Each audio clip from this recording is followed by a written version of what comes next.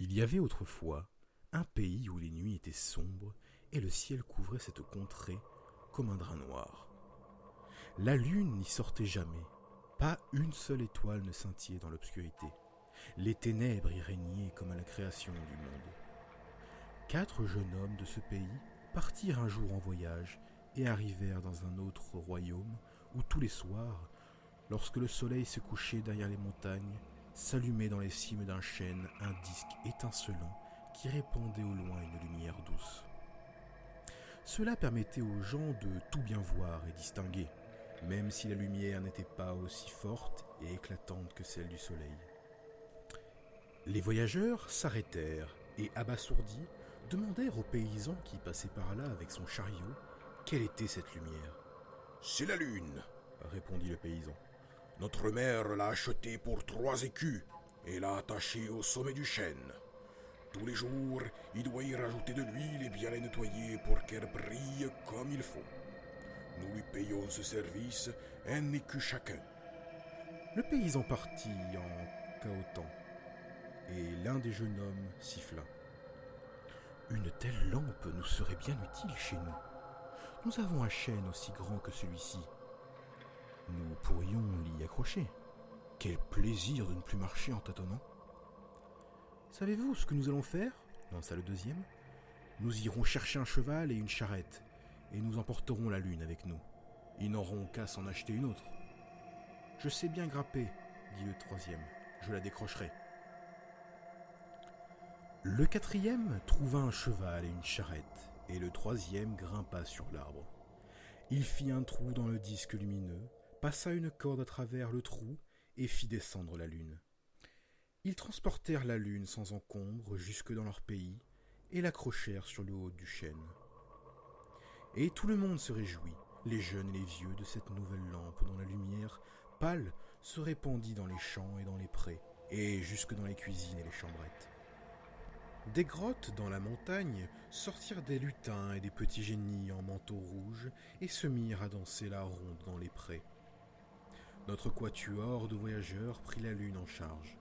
Ils ajoutaient de l'huile, nettoyaient la mèche et percevaient pour leur travail 1 écu par semaine. Mais le temps passa et ils devinrent vieux et grisonnants, et lorsque l'un d'eux tomba malade et sentit que ses jours étaient comptés, il exigea qu'on mît dans son cercueil 1/4 de la lune en tant que sa propriété. Après sa mort, le maire grimpa sur l'arbre, découpa 1/4 de la lune avec des ciseaux de jardinier, et on le mit dans le cercueil du défunt. La lune perdit un peu de son éclat, mais pour le moment, cela ne se voyait pas trop. Quelque temps après, le deuxième décéda. On l'enterra avec le 2/4 de lune, et la lune baissait un peu plus. Et elle faiblit encore lorsque le troisième mourut, et emporta lui aussi son quart de lune avec lui. Et dès qu'ils enterrèrent le quatrième, l'obscurité totale envahit à nouveau tout le pays. À chaque fois que les gens sortaient de chez eux sans leur lanterne, ils se cognaient les uns aux autres. Or, les 4/4 de la lune se rejoignirent sous la terre, là où depuis toujours l'obscurité régnait. Les morts, très étonnés d'y voir de nouveau, se réveillaient. La lumière de la lune était suffisante car leurs yeux avaient perdu l'habitude et n'auraient pu supporter l'éclat du soleil. Ils se levèrent les uns après les autres et tous se mirent à faire la fête de nouveau, comme ils en avaient l'habitude autrefois.